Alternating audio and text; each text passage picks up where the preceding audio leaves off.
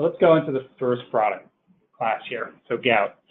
This one is relatively simple. There's only one HCPCS in there, J2507, which is the code for Krystexxa. You can see, and what we'll do here is we try to keep the slides consistent. So I'll walk through in gout, I'll walk through the specifics, but then as we go through here, it'll be consistent formats. Is that we looked at the different pricing methodologies. So you can see for ASP, and it's ASP plus 6%, although we shortened it to ASP. And then the WAC comparison and what does it look like the trend year over year. So you can see for ASP, that's the 143%, or if you want to be exact, 143.9% price increase, trend increase, excuse me, over the 5 years. And for the WAC, it's 140 there. What we also added in here was to give you an idea of, all right, so what is the maximum WAC cost for a daily treatment or a within the 24-hour period for that drug? And this is where we leverage our maximum unit table. And you can see for 2507, it's around $20,000 per treatment. And there's only one branded NDC in here.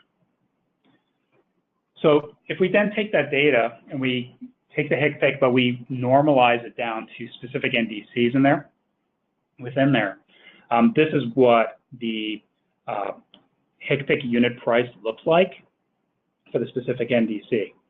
So what you see here is that the blue line reflects the Krystexxa, which was manufactured by Crealta Pharmaceuticals.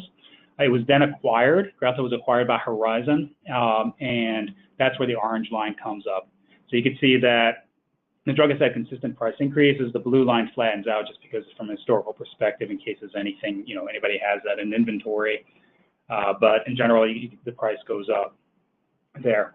Now, just to give you an idea, because we talked about that $20,000 price, if we go to the fourth quarter of 2014, where the price was around $1,226 per HCPCS unit, that translates to about $8,355 per treatment. Then that jumps up, and that's about 143% price increase. That $8,000 has jumped up to $20,000 per treatment. So a $12,000 premium over the 5-year period, which is significant.